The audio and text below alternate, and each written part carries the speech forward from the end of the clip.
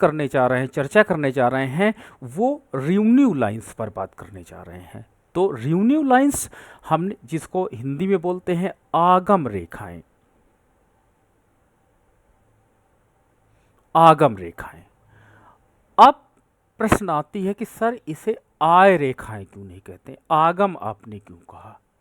ठीक है, इसको क्योंकि मैंने माइक्रो इकोनॉमिक्स में कुछ बुक्स देखी थी तो वहाँ आगम की जगह आय रेखा है, क्योंकि रेवेन्यू का इंग्लिश में जब ट्रांसलेशन आप देखोगे तो वो आय आता है, तो आय रेखाएं क्यों नहीं कहते या आय लाइंस क्यों नहीं कहते हैं, आगम रेखाएं क्यों कहते हैं, ये एक प्रश्न बन जाता है।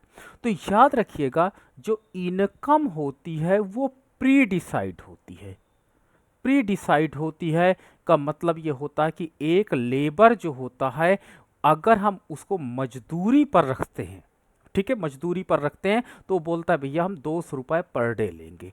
तो ये जो 200 रुपये पर डे है ये प्री डिसाइड है। ठीक है, आप गवर्नमेंट जॉब में करने जाते हो तो गवर्नमेंट जॉब में आपको प्री डिसाइड है कि आपको इतनी सैलरी मिलेगी। तो जब हमारे पास कोई चीज प्री डिसाइड होती है तो उसे हम लोग इनकम बोलते हैं। बट आगम का मतलब यह होता है कि जब हमारे पास कोई आउटपुट होता है, कोई उत्पादन होता है, जैसे हम गेहूं, चावल, दाल, सारा चीज का उत्पादन करते हैं। बट अगर मैं आपके धान के खेत को देख के बोल दूं कि कितनी इनकम होगी, कितनी आगम होगी, तो आप कहोगे सर नहीं बता सकते हैं। क्यों? It will be depend upon the price of commodity. आप क्या कहोगे, सर मार्केट में जब ये हमारा धान पक करके आ जाएगा तो उसका उस समय प्राइस क्या चल रहा है उसको हम क्वांटिटी से मल्टीप्लाई कर देंगे, तो वो जो आएगा वो कहलाएगा टोटल रेवेन्यू और वो आगम कहलाएगा। ठीक है, अगर मान लीजिए आपके पास क्या होता 10 क्विंटल गेहूं है और मार्केट में रेट 10 रुपए चल रहा है तो आप क्या कहोगे 100। ठीक है, अगर आपके पास ये प्राइस चेंज होकर के 9 हो जाएगा तो ये 90 हो जाएगा। तो quantity of the commodity remain constant but price के कारण रेवेन्यू आपकी चेंज होती है। तो याद रखिएगा, जो आपका आगम कंपोनेंट होता है वो बेसिकली डिटरमाइन करता है या जुड़ा होता है प्राइस से। ठीक है, जबकि इनकम प्री डिसाइड होती है। अगर एक उत्पादक है, एक लेबर है, उसने 200 रुपए पाने हैं, चाहे उत्पादन हो चाहे ना हो, ठीक है, उससे कोई मतलब नहीं है, वो 200 रुपये ले लेगा। लेकिन यहां पर किसान की जो इनकम होती है it will be depend upon the quantity, कि ज्यादा से ज्यादा मात्रा में उत्पादन हो और साथ ही साथ मार्केट प्राइस अच्छा मिल जाए, तो वो उसकी टोटल रेवेन्यू को बढ़ा देगा। ठीक है, तो टोटल रेवेन्यू जो होता है वो आउटपुट को मार्केट में बेचने के बाद हमको जो प्राप्त होता है उसे हम लोग आगम कहते हैं। और इससे जो लाइंस, क्योंकि अगर इस आगम को हम लोग अगर प्लॉट कर देते हैं तो जो लाइंस जनरेट होती हैं या जो कर्व जनरेट होते हैं उस प्लॉटेशन को हम लोग रेवेन्यू लाइंस के नाम से जानते हैं। ठीक है, रेवेन्यू लाइंस 3 प्रकार की बेसिकली होती हैं। पहली रेवेन्यू जो होती है वो कहलाती है टोटल रेवेन्यू और it is component of price and quantity. ये मूल्य तथा मात्रा को गुणनफल करने के बाद प्राप्त होता है।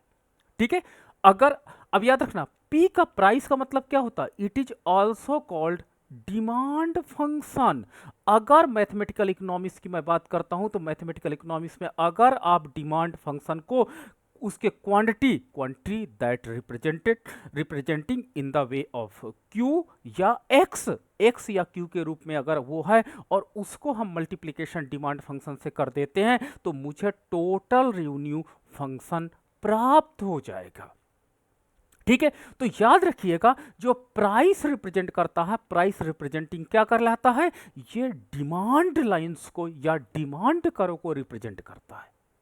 ठीक है, तो देखिए अब हम एक एक कंपोनेंट पर बहुत डीप स्टडी करते चले जा रहे हैं। तो एक एक कंपोनेंट पर जब हम डीप स्टडी करते हैं तो इसी तरह आपको देखना पड़ेगा। तो क्यू क्वांटिटी को रिप्रेजेंट करता है, पी रिप्रेजेंटिंग प्राइस, और in the terminology of mathematical economics P representing the demand function.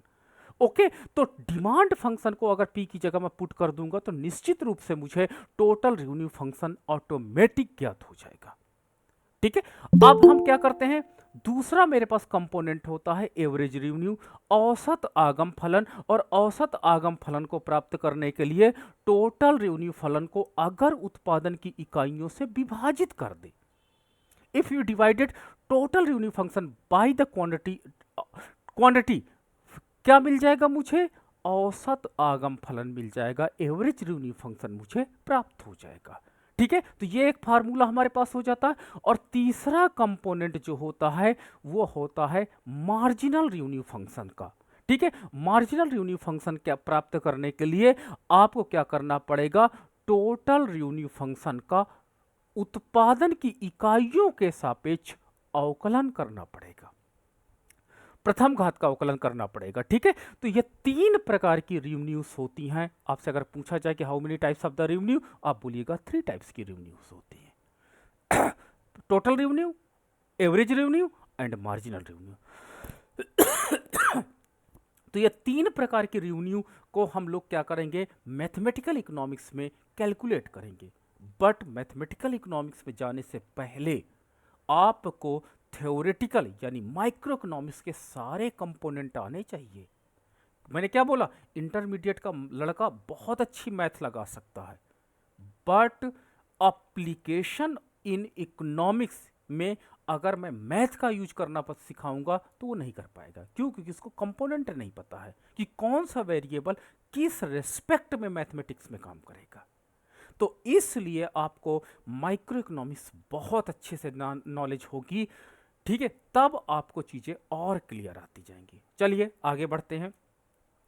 तो हमने सीखा क्या कि तीन प्रकार की रेवेन्यू लाइंस होती हैं, रेवेन्यू कर्व्स होते हैं। पहला total revenue curves, total revenue curve को प्राप्त करने के लिए प्राइस को क्वांटिटी से मल्टीप्लाई कर देते हैं, और जब प्राइस को क्वांटिटी से मल्टीप्लाई कर देते हैं तो टोटल रेवेन्यू प्राप्त हो जाता है, ये याद रखिएगा। दूसरा, एवरेज रेवेन्यू प्राप्त करने के लिए टोटल रेवेन्यू को उत्पादन की इकाइयों से, उत्पादन की इकाइयां दैट में बी क्यू, दैट में बी एक्स, या कोई अदर वेरिएबल के नाम से भी हो सकता है। तो औसत आगम को प्राप्त करने के लिए आपको टोटल रेवेन्यू और क्वांटिटी को डिवाइड करना पड़ेगा। थर्ड आपका कंपोनेंट हो जाता है that is called marginal revenue. और मार्जिनल रेवेन्यू निकालने के लिए मैंने क्या कहा कि टोटल रेवेन्यू की पूर्व की इकाइयां और अंतिम इकाई, पूर्व की इकाई को अंतिम इकाई से या तो माइनस कर दो, घटा दो, या दूसरा तरीका हो सकता है कि आप टोटल रेवेन्यू को अवकलन कर दीजिए, उत्पादन की इकाइयों के सापेक्ष आपको सीमांत आगम प्राप्त हो जाएगा। अब एक सबसे बड़ी जो समस्या आई कि हमारे पास जो बाजार होता है, ठीक है, स्ट्रक्चर ऑफ द मार्केट होता है। मैं मार्केट की बात करता हूं तो मार्केट में जो का स्ट्रक्चर जो है वो बेसिकली दो प्रकार का पाया जाता है। ठीक है, तो मार्केट का स्ट्रक्चर जब दो प्रकार का पाया जाता है, एक आपने स्टडी किया होगा परफेक्ट कंपटीशन मार्केट, जिसे हम लोग पीसीएम कहते हैं, और दूसरा है आपका imperfect competition market, imperfect competition market. तो परफेक्ट कंपटीशन मार्केट एक ideal condition of the market होता है। क्या कहलाता है? Ideal condition of the market कहलाता है। जबकि इम्परफेक्ट कंपटीशन के अंतर्गत बहुत ज्यादा कंपोनेंट पाए जाते हैं। अगर एक सेलर है मार्केट में तो हम लोग क्या कह देते हैं? मोनोपोली। अगर एक सेलर है तो ठीक है। अगर हमारे पास क्या हो जाता है, एक क्रेता तथा एक विक्रेता है तो क्या कहते हैं? मोनोपोसोनी कहते हैं। ठीक है, उसी प्रकार अगर दो विक्रेता हमारे बाजार में उपलब्ध हैं तो हम डियोपोली कह देते हैं, डियोपोली कहलाता है। अगर हमारे इकोनॉमी में कुछ विक्रेता हैं, that is not much more, कुछ विक्रेता का मतलब होता है वो काउंटेबल है, तो उसे हम क्या कह देते हैं? ओलिगोपोली कह लेते हैं, ओलिगोपोली हम कहला लेने रखते हैं। अगर हमारे पास बहुत ज़्यादा हैं उत्पादक, लेकिन बहुत ज़्यादा हैं लेकिन अनलिमिटेड नहीं है, मतलब काउंटेबल हैं, तो उनको हम क्या कहलाते हैं? मोनोपोलिस्टिक कंपटीशन कहलाते हैं, मोनोपोलिस्टिक कंपटीशन कहलाता है। और आपके पास क्या हो जाता है कि इसी तरह की कंडीशन मार्केट में और आ जाती है। तो इन सारे सिचुएशंस के आधार पर हम इनपरफेक्ट कंपटीशन मार्केट को क्लासिफिकेशन कर देते हैं।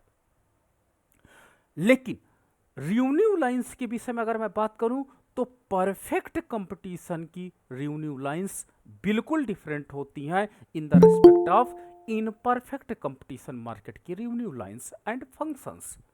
तो पूर्ण प्रतियोगिता बाजार के अंतर्गत जो आगम रेखाएं पाई जाती हैं उनका स्वरूप, द नेचर एंड कैरेक्टरिस्टिक बिल्कुल डिफरेंट होती हैं इन परफेक्ट कंपटीशन मार्केट की।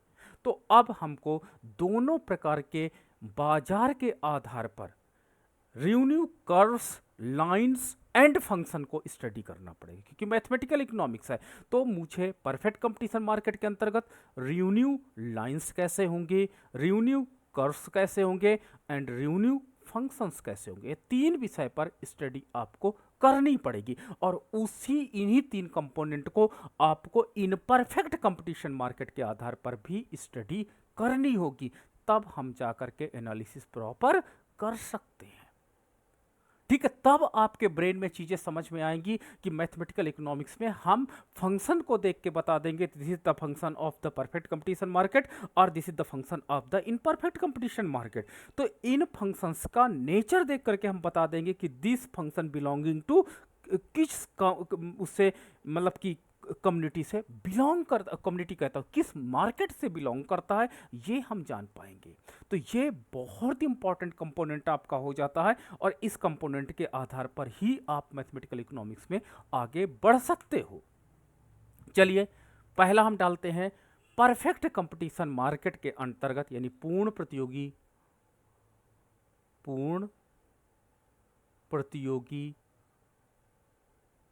बाजार के अंतर्गत, पूर्ण प्रतियोगी बाजार के अंतर्गत आगम रेखाएं, आगम लाइंस या आगम आपके पास फंक्शंस।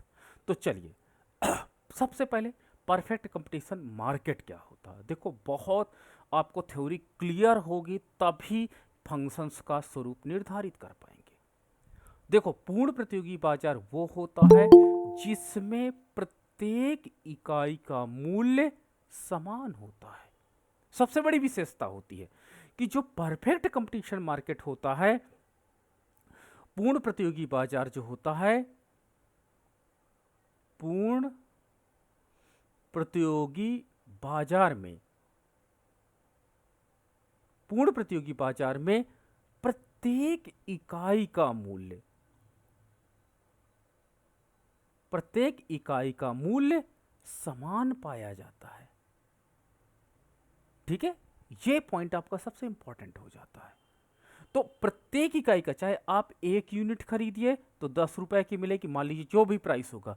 आप 100 यूनिट खरीदेंगे तो भी 10 रुपये के रेट से ही आपको अवेलेबल होगा।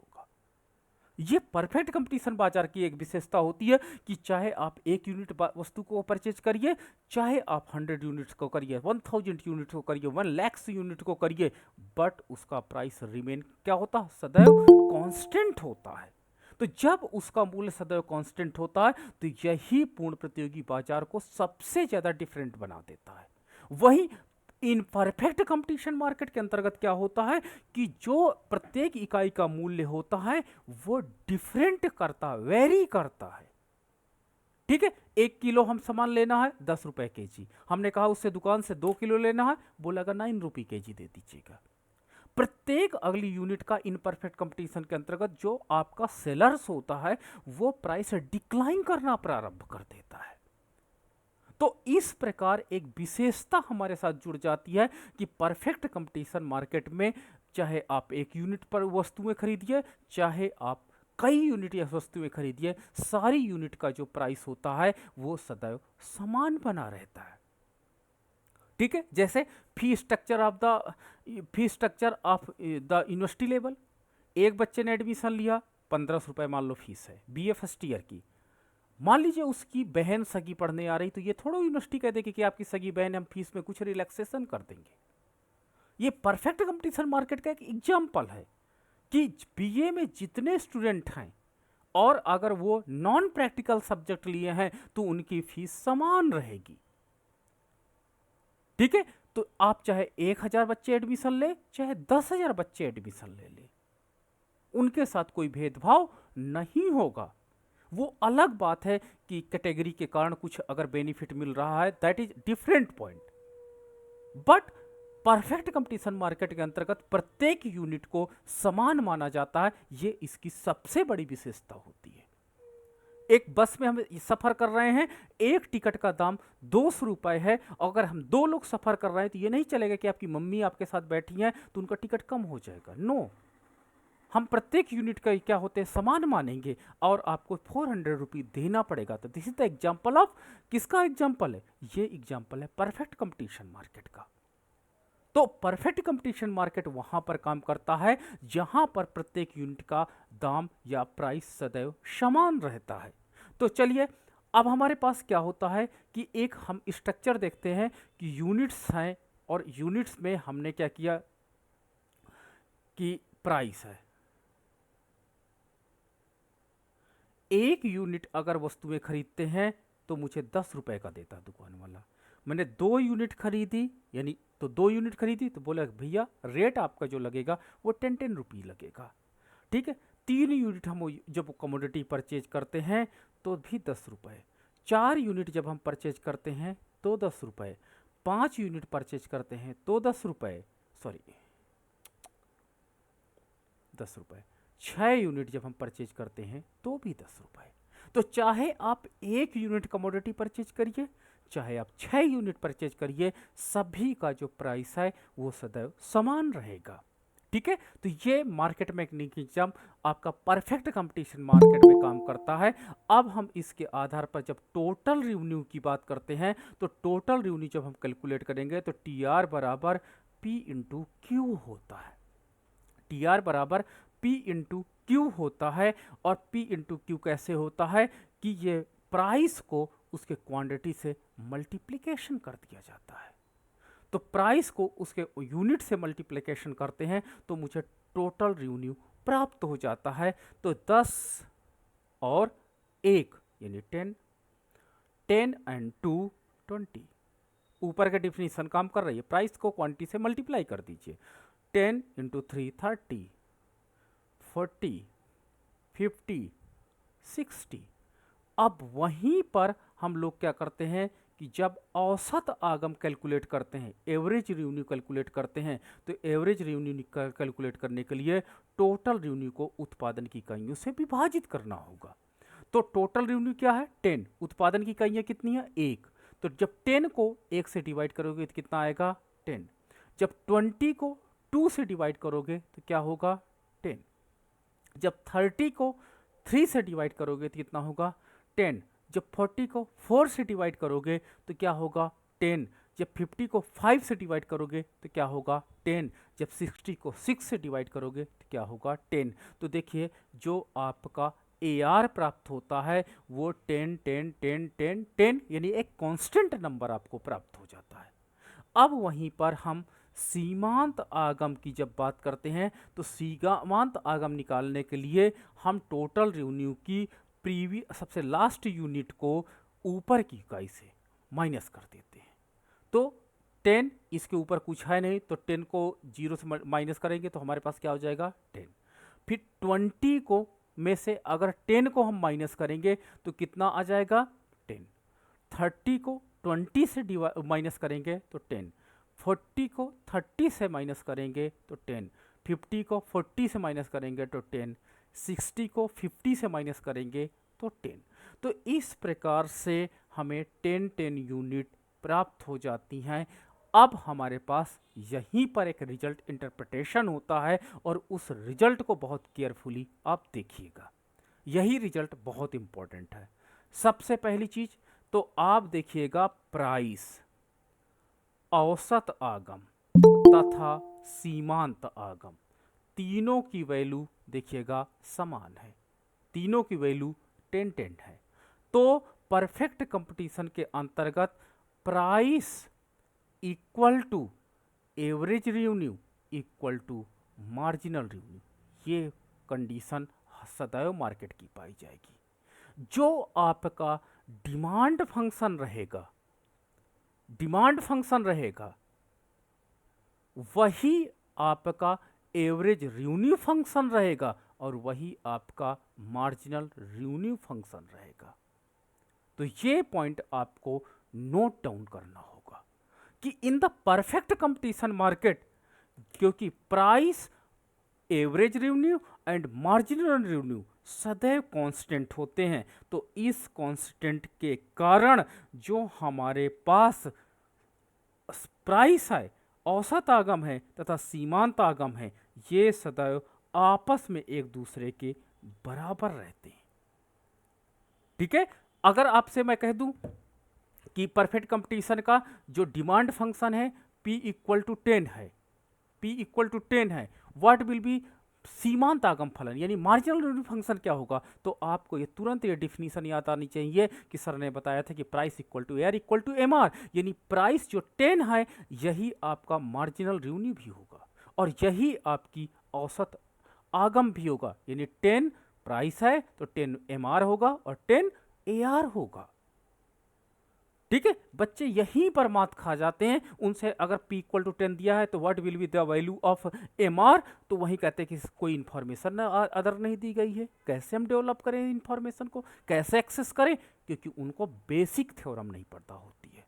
तो बेसिक थ्योरम पता होना आपको बहुत इंपॉर्टेंट है कि under the perfect competition market price is equal to AR equal to MR, और मैंने इसको with the theory and with the table proof करके दिखा दिया है।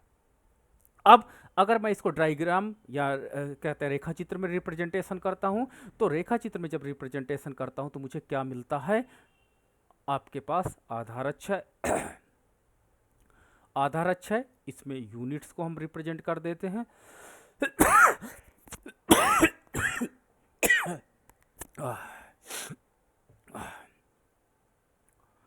और लंब अक्ष है, यहाँ पर प्राइस, यहाँ पर AR, यहाँ पर MR को रिप्रेजेंट कर देते हैं।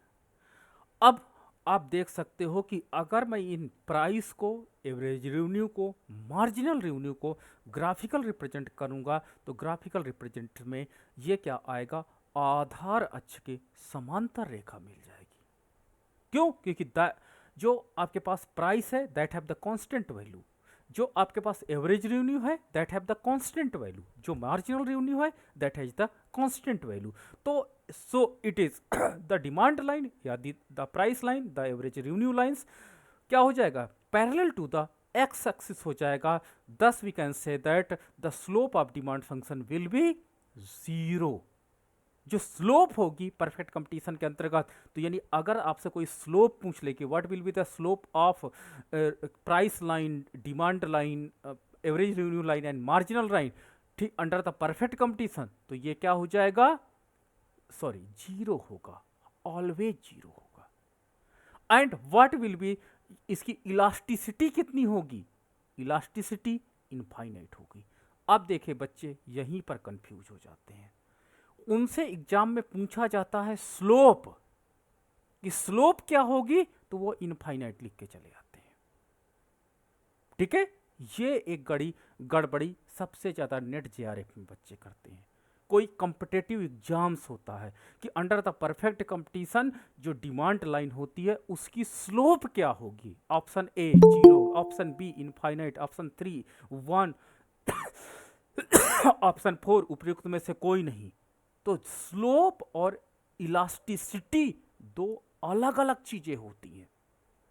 अगर स्लोप आपकी 0 होगी तो इलास्टिसिटी इनफाइनाइट हो जाती है। ठीक है, और याद रखिएगा यहां पर प्राइस जो है वो equal to AR equal to MR और इक्वल टू, इसी को हम लोग डिमांड लाइन भी बोलने लगते हैं।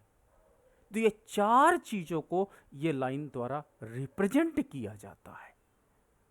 ठीक है, इन चार चीजों को हम यहां पर देख सकते हैं। तो इसका मतलब ये होता है कि चाहे क्वांटिटी आप 1 यूनिट खरीदिए, चाहे क्वांटिटी आप 100 यूनिट खरीदिए, चाहे क्वांटिटी आप 1 लाख यूनिट खरीदिए, बट प्राइस हरदम 10 रुपए ही रहेगा। अब मैथमेटिकल इकोनॉमिक्स और एक इंफॉर्मेशन और देती है। क्या देती है? कि जो डिमांड फंक्शन होगा वो डिमांड फंक्शन आपके पास कांस्टेंट वैल्यू का होगा। कांस्टेंट वैल्यू का मतलब होता है P बराबर 10 रहेगा, यानी यहां पर कोई वेरिएबल नहीं लगेगा। वेरिएबल ना लगने का मतलब होता है कि कभी भी demand function P equal to 10x नहीं होगा under the perfect competition market. यानी डिमांड फंक्शन में कोई भी आपका कंपोनेंट यानी आपका output component X Y Z नहीं यूज किया जाएगा। ये लो एक और अच्छी बात मिल गई। यानी इसका मतलब सर ये हुआ कि जो भी डिमांड फंक्शन रहेंगे अंडर द परफेक्ट कंपटीशन उसमें केवल पी दिया रहेगा, क्यू और एक्स नहीं दिया रहेगा। यस, वो नहीं दिया रहेगा दोनों, ना तो क्यू दिया रहेगा, यानी कोई भी क्वांटिटी डिफाइन करने वाला कंपोनेंट इसके साथ नहीं जुड़ेगा। ये हरदम प्राइस इतना है, एआर इतना है, एक कांस्टेंट वैल्यू के साथ आपको क्वेश्चन में दिखाई पड़ेगा। तो मतलब क्या हुआ कि अगर हमको प्राइस कहीं 10 दिखाई पड़ता, प्राइस कहीं 100 दिखाई पड़ता है, 45 सेट टेलीविजन है और एक टेलीविजन का दाम 100 रुपए है, तो मतलब आप तुरंत समझ जाइएगा this is the question from perfect competition market, कि ये पूर्ण प्रतियोगी बाजार से प्रश्न को लिया गया है। तो ये एक विशेषता होती है क्योंकि इसके अंतर्गत जो आपकी डिमांड लाइन होती है वो parallel to the X axis पाई जाती है, आधार अक्ष के समांतर पाई जाती है। इसलिए यहां पर एक विशेष बात पाई जाती है, विशेष बात पाई जाती है और इसको हमको ध्यान में रखना पड़ेगा कंपोनेंट को, कि यानी जो डिमांड फंक्शन होगा, जो प्राइस फंक्शन होगा, वो कांस्टेंट वैल्यू के साथ रहेगा। ठीक है, तो ये याद रखना। तो मैथमेटिकल इकोनॉमिक्स में अगर किसी वस्तु का मूल्य दिया है तो आप समझ जाइएगा कि ये परफेक्ट कंपटीशन मार्केट का क्वेश्चन, कहीं वहां पे परफेक्ट कंपटीशन लिख करके नहीं आएगा। एक बाजार है जहां पर 100 टेलीविजन एक ग्राहक खरीदता है और एक टेलीविजन का दाम 10 रुपए है, 100 रुपए है, 1 लाख रुपए है, तो इसके आधार पर सीमांत आगम की गणना कीजिए। आप तुरंत बता दीजिएगा जो प्राइस है वही सीमांत आगम होगी, वहां कहीं नहीं लिखा रहेगा this is the perfect competition market. वो आपको कैरेक्टरिस्टिक से समझना पड़ेगा कि उसका जो डिमांड फंक्शन होता है, जो प्राइस फंक्शन होता है, उसके साथ अदर कोई वेरिएबल नहीं जुड़ा होता है। ये आपको डिफिनीशन बता रही है। तो ये मैंने आपके साथ डिस्कस किया किसको, price, AR, MR and demand line को।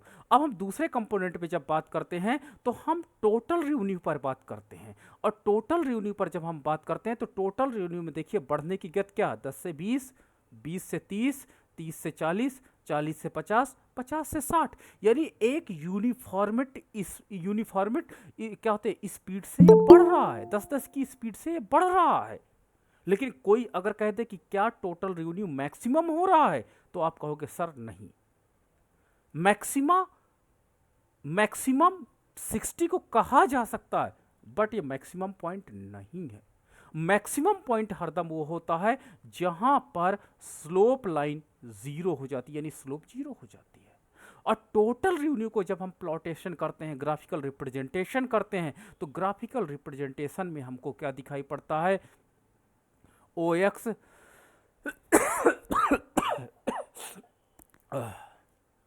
ओ एक्स एंड वाई। तो यहां पर हम लोग देखते हैं क्या कि टोटल यूनिट्स को अगर मैं ले लेता हूं और ऊपर अगर मैं प्राइस को ले लेता हूं और एक हमारे पास ओरिजिन से निकलती है लाइन और ये लाइन सीधी रेखा के रूप में लगातार मून की तरफ जाती रहती है। मून तो मैंने इसलिए बोल दिया, इंटरेस्ट आपको चंद्रयान 3 में आजकल ज़्यादा है ना। तो ये एक ऐसी टोटल रेवेन्यू लाइन से निकलती है जो सीधी रेखा के रूप में रहेगी। पहली बात, सीधी रेखा के रूप में रहेगी, कहीं कोई कर्व शेप नहीं लेगी, पहली चीज। दूसरी चीज, ये मूल बिंदु से निकलेगी, मूल बिंदु से निकलेगी। तीसरी चीज, इस पर कोई मैक्सिमा पॉइंट नहीं रहेगा, क्योंकि मैक्सिमा पॉइंट के लिए इसका स्लोप जीरो होना जरूरी है। लेकिन आप देख सकते हो कि इस लाइन का स्लोप सदैव पॉजिटिव होता है। स्लोप सदैव क्या होगा, पॉजिटिव होगा। तो ये कभी भी मैक्सिमा पॉइंट नहीं होगा, कभी भी मैक्सिमा पॉइंट नहीं होगा। चौथी पॉइंट की बात करते हैं कि जो टोटल रेवेन्यू फलन होता है वो सदैव लीनियर फंक्शन होगा। लो, अब लीनियर फंक्शन क्या है, लीनियर फंक्शन का मतलब होता है कि टोटल रेवेन्यू जो फंक्शन होगा 10 इंटू क्यू, और क्यू की पावर सदैव 1 रहेगी। मतलब कि क्यू की जैसे टी आर बराबर 10 क्यू स्क्वायर, ऐसे कभी फलन नहीं होगा। टी आर बराबर 10 क्यू क्यूब, ऐसे कभी फलन नहीं होगा। अगर उस फलन में टी आर बराबर 10 क्यू है और जिसकी पावर 1 है, तो केवल इस तरह का ही फलन रहेगा हरदम। इसे हम क्या बोलते हैं? लीनियर फंक्शन के नाम से जानते हैं। तो परफेक्ट कंपटीशन के अंतर्गत जो टोटल रेवेन्यू फंक्शन होगा वो सदैव लीनियर फंक्शन के रूप में ही पाया जाएगा। लीनियर फंक्शन का मतलब यह हुआ कि वो फलन ना तो मैक्सिमा रखेगा ना तो मिनिमा रखेगा, और that have the linear shape, उसका जो ढाल होगा वो सदैव एकीकृत होगा, यूनिफॉर्मिटी होगा, यूनिट होगा, और अर्थ क्या होता, लगातार मूलबिंदु से उठता जाएगा और सदैव ऊपर की ओर बढ़ता चला जाएगा।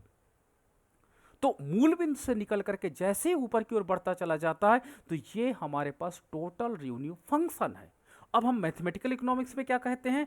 जब हम कोई फलन आपको देते हैं और उस फलन को आपने देखा कि टी आर बराबर 200 और एक वेरिएबल है जो लीनियर है जिसकी पावर 1 है, आप तुरंत बता दो कि sir this is the situation of perfect competition market. ये परफेक्ट कंपटीशन मार्केट का प्रश्न लग रहा है। Yes, you are right. इसका मतलब ये नहीं कि क्या इनपरफेक्ट कंपटीशन मार्केट में ना हो, लेकिन आइडियल कंडीशन में बताऊं कि आइडियल कंडीशन में 99% आप फलन में जो परफेक्ट कंपटीशन मार्केट फंक्शंस होते हैं वो फलन आपको कैसे मिलते हैं? ऑलवेज इसी तरह के मिलते हैं। कैसे? लीनियर होते हैं, यानी जिसकी पावर इकाई के बराबर होती है। ठीक है, चलो 2-4 फलन जनरेट करके देख लेते हैं एंड टेस्ट कर लेते हैं। एग्जाम्पल,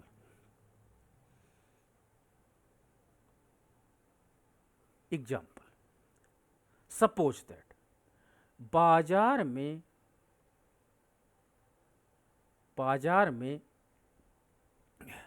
एक पेन का दाम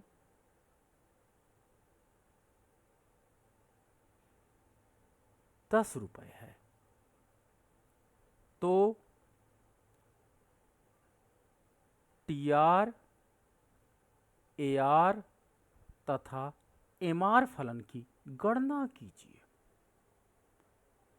मैंने क्या बोला? टी आर, ए आर तथा एम आर फलन की गणना करना है। ठीक है, वी नो दैट, हमें पता है कि टोटल जो आपके पास बाजार में मूल्य है यानी P बराबर 10 है, तो ये P बराबर 10 है, और P ही आपका AR होता है, तो AR बराबर भी 10 होगा।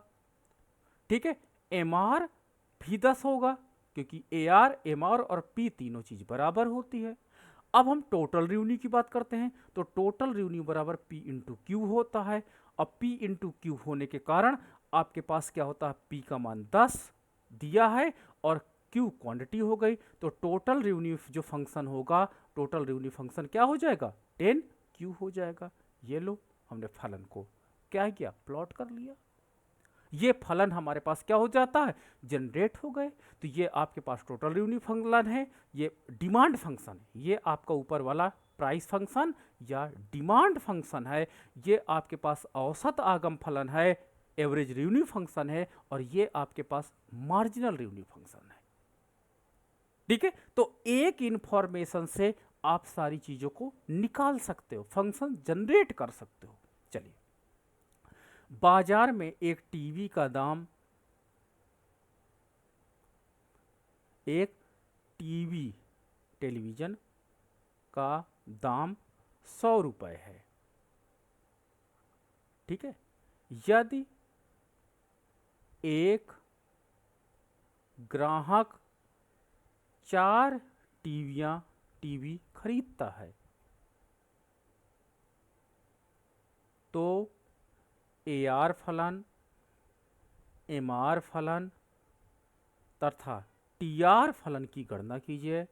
ये फलन निकालना है, फलन की गणना करना है, साथ ही साथ मान भी निकालिए। अब देखो मान निकालना, मान निकालना का मतलब होता है ये जो 4 यूनिट टीवी खरीदी जा रही है इसका मान रख करके वैल्यू कैलकुलेट कर देना है। तो सबसे पहले आपको कभी भी इंफॉर्मेशन दी जाएगी तो आपको फलन जनरेट करना आना चाहिए। तो फलन कैसे जनरेट करेंगे कि प्राइस आपके पास कितना 100 है तो P बराबर आपके पास क्या हो जाएगा 100 हो जाएगा। और हम जानते हैं कि परफेक्ट कंपटीशन मार्केट के अंतर्गत जो आपके पास P होता है, ठीक है, P ही आपके पास क्या होता है AR कहलाता है। तो P आपका पास AR होता है तो आपका जो AR का मान है वो भी 100 होगा। उसी प्रकार जो आपका MR है, MR का मान भी 100 होगा। और TR जो है, TR को कैलकुलेट करने के लिए TR बराबर P इंटू Q होता है और P का मान ऑलरेडी 100 गिवन है। तो 100 into Q equal to 100Q। तो this is the TR function. ये TR फलन आपका हो गया। जब ये TR फलन हो गया, अब इसमें एक टीवी कितनी टीवी खरीदता है Q बराबर 4, ये 4 इकाइयाँ टीवी खरीदता है तो 4 का मान यहाँ पे रख देते हैं। तो TR बराबर 100 into 4 equal to 400। This is the total revenue of a consumer.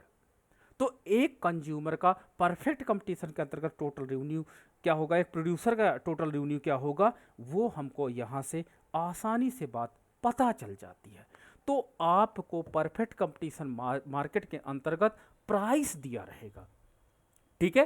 Price के आधार पर AR, MR, TR तीनों फलन आप जनरेट कर लोगे, कोई प्रॉब्लम नहीं है। और उस फलन का अगर कोई यूनिट दिया है कि कितनी इकाइयां हैं तो उस इकाइयों के आधार पर आप उसका मान भी कैलकुलेट कर सकते हो, कोई प्रॉब्लम नहीं आती है। तो इस तरफ से हम मैथमेटिकल इकोनॉमिक्स के अंतर्गत पूर्ण प्रतियोगिता के अंतर्गत आगम रेखाएं, आगम फलन तथा आगम फलन से मान को की गणना कर सकते हैं।